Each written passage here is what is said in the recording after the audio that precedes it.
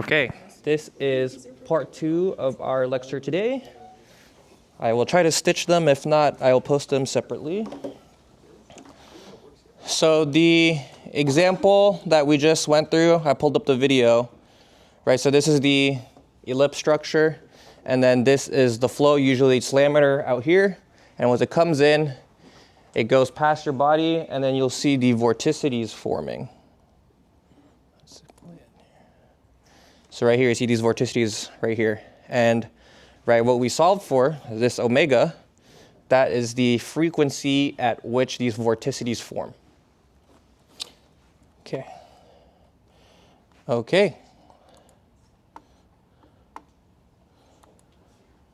Okay, so chapter 8, we're going to get right into it. So this is our final chapter, and essentially it's just about viscous flow in pipes. So we've had maybe some piping examples, but this is talking about flows that assume that viscosity now applies, so there is now shear stress to our fluid, right? So chapter 8, introduction, right? It's pretty explanatory in the title, right? We're talking about flow in pipes, but here's just some quick points I wanted to introduce to you to the chapter. Sorry, it's not like the one I did last lecture, if you guys like that little acting scene thing. So we're doing this for incompressible low viscous fluids in pipes and ducts. So, and then you have these two terms. There is conduit and transport of a fluid. When people refer to the term conduit, it's just commonly called a pipe for a round cross-section or a duct for a rectangular cross-section.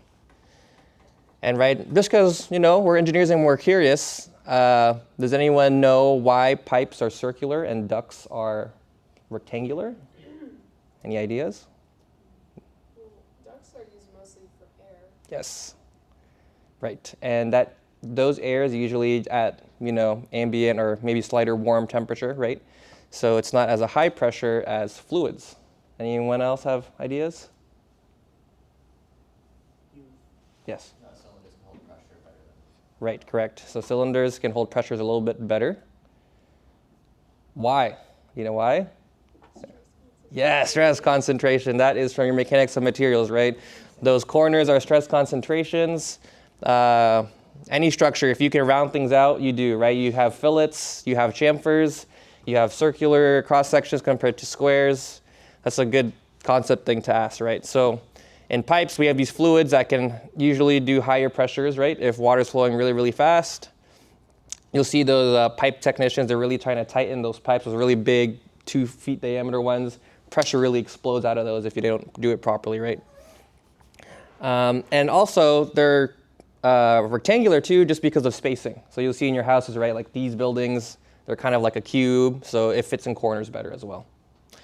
Okay, transport of the fluid is the fluid being transported of the gas or liquid. We're going to go over the difference between laminar and turbulent flow in pipes as a concept question, which might appear on your exam or not. What determines this laminar turbulent flow? Reynolds number, thank you. So that's the one thing you should remember from this class is Reynolds number, right? We're going to calculate the losses in the fluids, calculate the losses of fluid in pipes. So that's basically the friction applied to the fluid. And that is, you'll see our friction factor. So like I said, someone asked me what other application. This dimensionless parameter, there is a friction factor in that big table you have. And this is going to be applied to the fluid in the pipe. We're going to predict the flow rate of pipes by common flow meters. So if you have your pressure at one point to the second point, like a pressure drop, we're going to calculate that. And here's an assumption for the whole chapter 8, unless stated otherwise. The pipe is fully filled with liquid, which is this figure A here, compared to partially filled figure B. Can anyone think of a reason why someone would want to calculate figure B here? A pipe with half a fluid filled? Real world examples? What's that? Sewers? Yeah.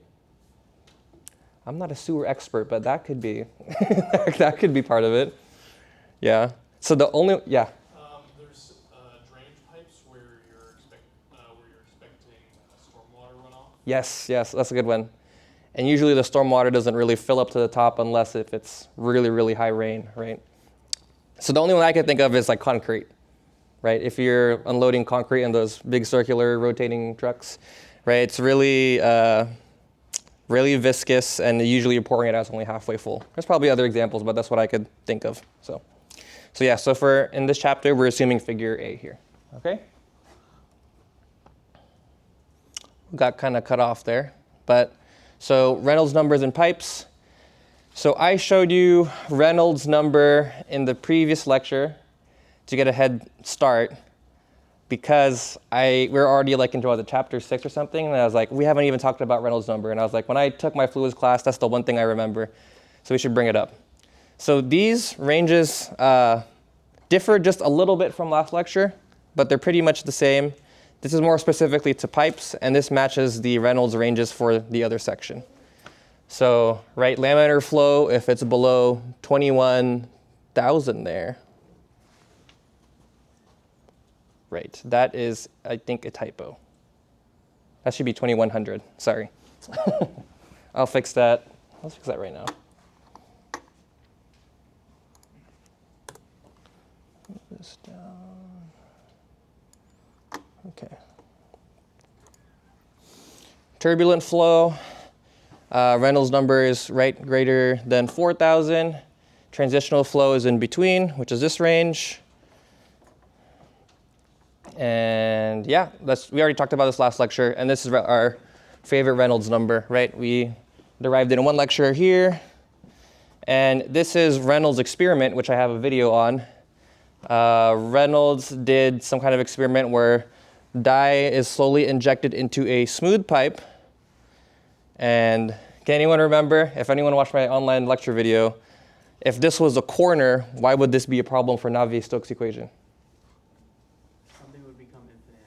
That's all I remember. Yeah, exactly. So the smoothness, right, it's right, if you take a derivative in calculus, if you have sharp corners, it becomes infinite or does not exist.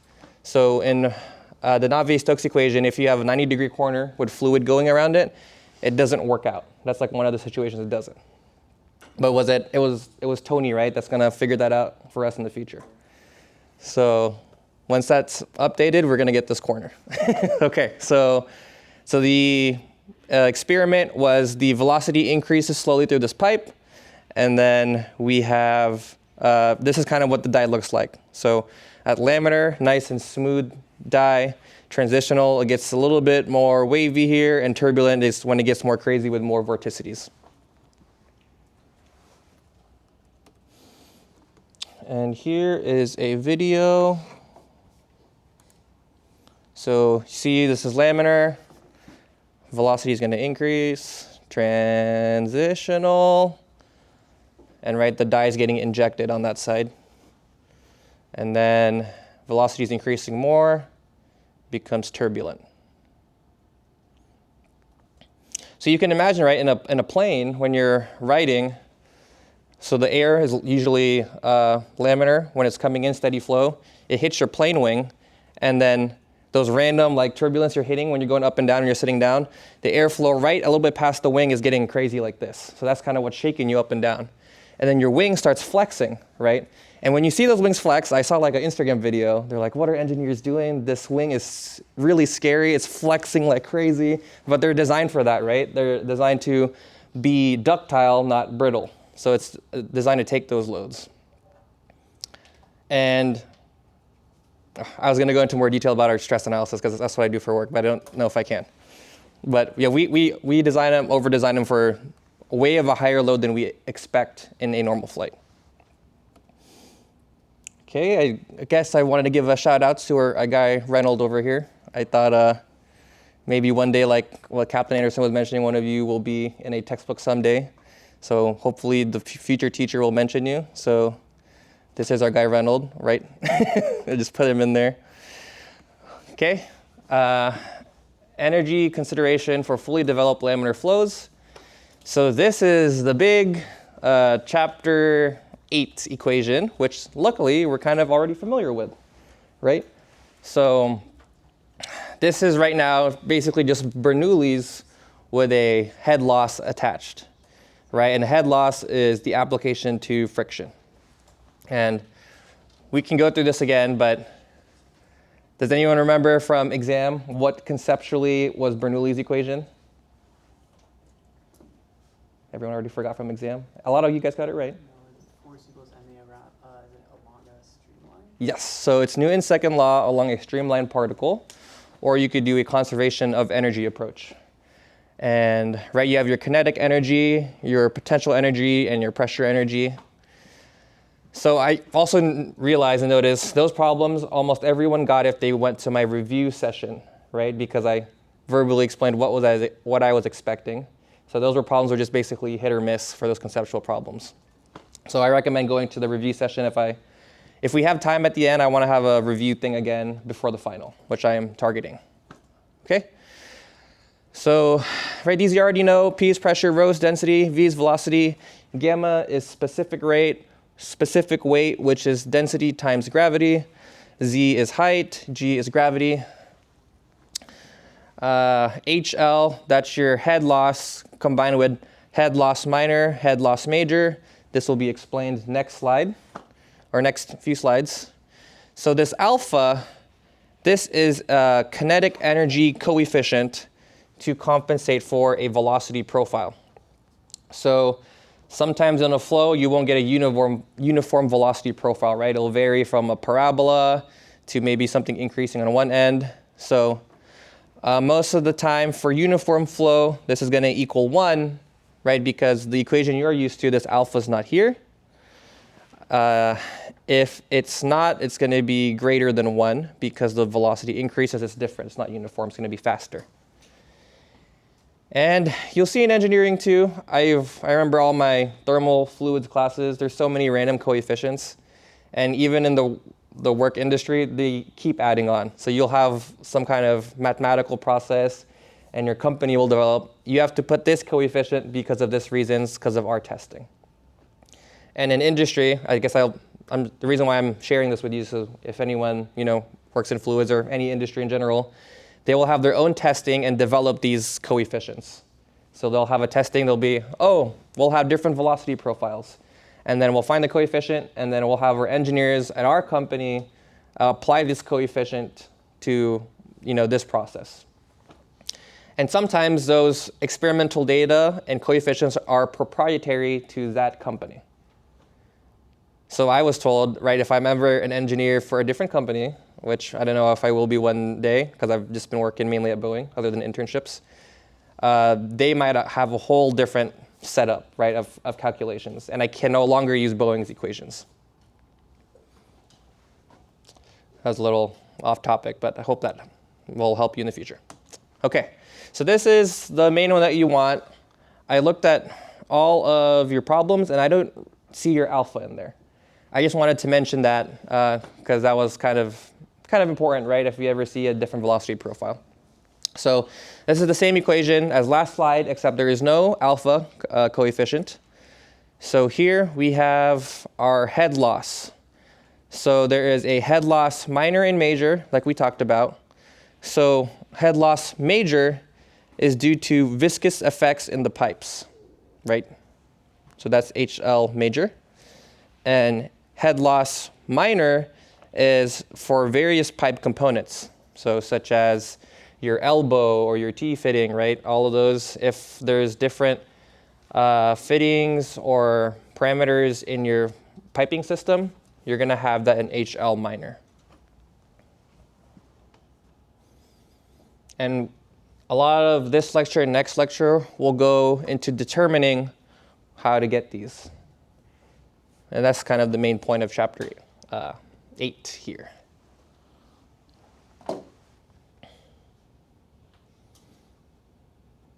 Okay, oh yes, question? Is there a reason density's on the slide when it's not in the equation? I just copied and pasted it in there. But technically, right, I copied and pasted last slide, but technically this is densities in here, specific gravity, right? Rho times G. It's just not shown in there.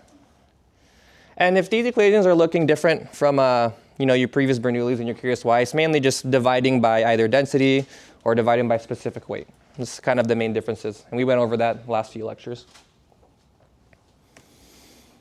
Okay, so I guess I also wanted to show our guy Bernoulli because this is pretty big, right? He's one of our big ones. I didn't really look into the Navier-Stokes equation person. Maybe I'll look into them later. So I Googled Bernoulli, and there's like 3 different Bernoullis. So I think there's like a bloodline, like if you watch like football, right? There's Earl Thomas, the first, the second, the third. I hope I got the right Bernoulli. This is what I did for research for him. So, right, he's very important. They have Bernoulli's principle, which is how we actually learned lift is developed on a wing, right? There's higher pressure on the lower surface compared to the upper surface. And higher pressure is lower velocity. And then lower pressure is higher velocity. And for anyone, I have like a little silly thing I used to remember this because if you work in any aerospace industry, I just think, oh, if you're driving a car really fast, you're less stressed because it's more fun. Because I like to autocross sometimes. So that's how I remember high velocity, lower pressure. That's just like a funny thing I like to remember. Sometimes those silly things is how you remember things. Like another thing to add to that is, remember in your VM diagrams, the moment is like the opposite rotation. I watched this guy named Jeff Hansen. He said the clock is always over the counter. That's a good way to remember the positive and negative switches for your VM diagrams. That just means the way the clock works, which is clockwise, is over the counter, which is positive. You can double check that, but that's what I remembered from his video. Anyways, famous person, this is the equation from last slide. Okay, this is what's important, friction factor. So why are we learning friction factor? This is gonna go into calculating our head loss major and head loss minor, which I showed earlier.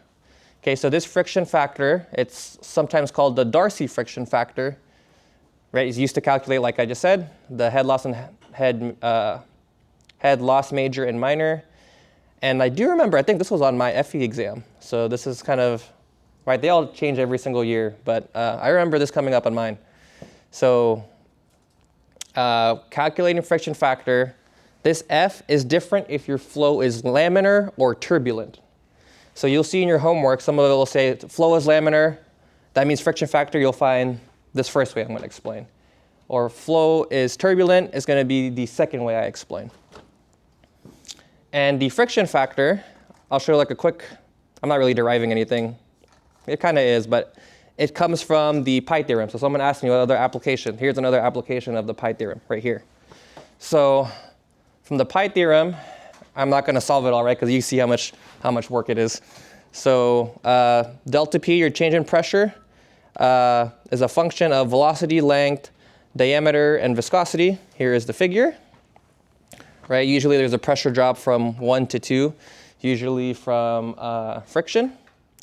So you solve your Buckingham pi theorem and you end up with this.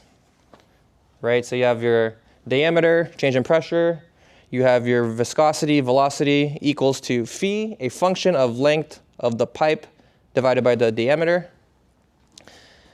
And now to get out of this function, and like I said, I'm only doing this to show you the derivation of how we get this friction factor for laminar flows, right? Laminar is in parentheses.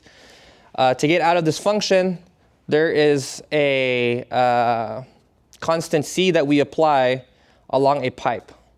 So usually they're saying the change in pressure is applicable to a constant along the length of the pipe, and that's consistent. So instead of having a function, we apply this letter C. And you can algebraically rearrange it so you get delta P over length, which is your pressure drop, right? Which we had before. So we're getting there, a little bit more deriving. So this was from last slide, this top portion. Okay, so this, we use the C is equal to 32 for round pipes. It might change for different cross-section like ducts. C value might be different. And I do remember there's like a table for the C for different geometries. And then once you get your delta P from up here, you divide it by dynamic pressure. Okay, so once you divide your delta P by dynamic pressure, right, you have it up here. So you solve delta P for itself and divide it by dynamic pressure, both sides. You solve, and then eventually, right, this is your Reynolds number right here. Mu over rho dV. This is the reciprocal, so it ends up in the denominator, right? The 64 comes from 32 times 2, and your L over D is still here. And this right here is your friction factor. So if you solve for delta P by itself using this line of equations, you get this. If you algebraically rearrange, you get friction factor equals this term here. I checked your homework, and I don't actually think you will need to be using this, but this is the main equation for it in the textbook. So I thought I'd give it to you in case you might need it for a quiz or exam, but right, this is important. This is where it comes from. In short, this is also equivalent to, right, like I said here, friction factor is equal to 64 over the Reynolds number. And this is for laminar flow. And you can see the graph here, as the Reynolds number increases, the friction factor decreases. That means your flow is getting faster there. So there's less friction opposing it. Okay, doing good. Okay, friction factor for turbulent. So, like I said, I don't know if anyone's taking, does anyone plan on taking their FE exam here? Yeah, nice. If I could shed some light on it, it's one thing that has really helped me on is get like positions at work, because if they see your EIT thing, they immediately think maybe you're a bit more qualified. So they'll, if there's two candidates that they want to pick, they might pick you just because you have that, right? Same with the PE, which I might try to go for after July, because I'll meet my 8-year requirement. And for anyone that's talked about PE, right, you have to even apply to get to the PE exam. That's not my main concern. My main concern, it costs $500 for the PE exam, and it's a 9-hour exam, which is kind of insane. I think the FE one was maybe 4 to 6, something like that, which is okay, but 9 hours, that's like a whole shift day, right? Okay, so I went to talk about that because I remember this being on my FE exam as well, right? In your FE exam, you're gonna have a lot of tables and stuff. They're gonna tell you to find things. So friction factor, for turbulent flow, you use something called a Moody chart, which is this 8.2 figure here, with an equivalent roughness, which is used by Greek letter epsilon in this table here. And basically where this comes from, this is just experimental testing, and then they graphed it. And I'm going to go into more detail of the graph in the next slide when it's bigger. But here is our different pipe materials, right? Here's our dimensions of our epsilon in feet and millimeters. And why do you need this epsilon? Because on the axis on this side here for these curves, there's epsilon right here. And you need to plug this into there. And I'll kind of verbally discuss how this graph works, but I remember in thermo, I had Professor Collins. I don't know if you had the different teacher, but there were so many graphs you have to kind of read through for thermo and stuff, right? So you're probably kind of used to looking at these a little bit more complex graphs. Okay, let's talk about just the graph first. So, right, the denominator, the x-axis here is Reynolds number, which we've already been repeating over and over and over. It's very important, right? Rho VD divided by mu, density, velocity, diameter divided by viscosity. And then once you get this number, right, you're gonna go up and use these curves. So each one of these numbers is associated with a curve of epsilon over d. Epsilon you get from this table, right?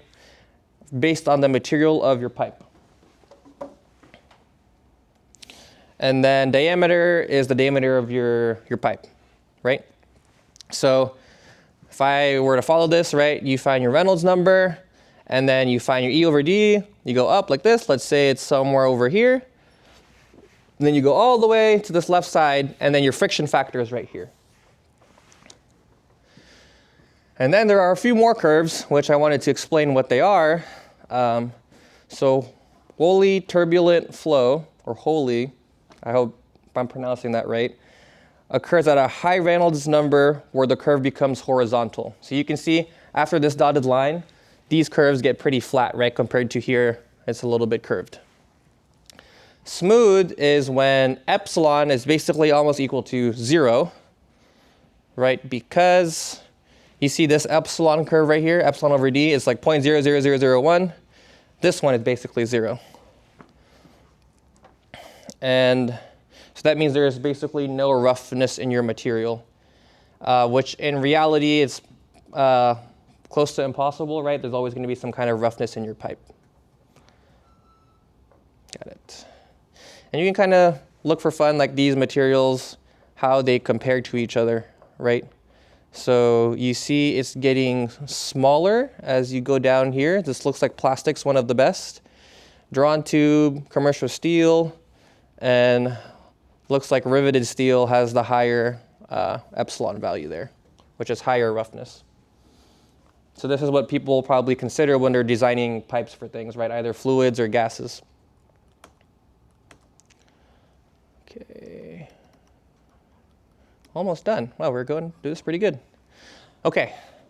So a heads up is, since this is all experimental data, if you're an engineer using this, you would expect about within a 10% accuracy, right? Because depending what the experimental setup they tested for, it could be different to your application of your problem. So, and that's kind of like the majority of engineering, right? We kind of estimate things. It's not everything is too exact. So you could use this chart, or there are equations for these curves that you can use called the Colebrook or Holland equation. So this Colebrook equation right here is for use for the non-laminar range. So everything passed over here. So laminar flows over here, right? So you can use this, but we already had laminar equation defined earlier. So this is the curve defined for these to get your friction factor. And the person that developed this equation, they made it, which is great, but you see there is a log here, and there's a square root f here, square root f here. That's the friction factor. That is kind of hard to solve for, right? You need to, you could use computers, right? We have computers nowadays. You can do this in Excel. You could be writing the equation, solve for f, and it'll list you the variables that solve your equation. Someone else named Holland made this equation that's a little bit easier to solve for, which is square root of f, which is pretty much close to the same as this. It might just vary a little bit, but you can see square root of f is isolated a lot easier. So right, you could just divide this whole term here, move this over here, and square both sides, and you have f by itself. So that is the friction factor between laminar and turbulent flow. Wow, we went through that a lot faster than I thought. Okay, this is good because I have a decent amount of announcements to talk about. And since projects are due tonight, the file, I can answer some questions a little bit after and maybe end like 10 minutes early or something like that. Okay? So I will end the recording. Thanks for watching.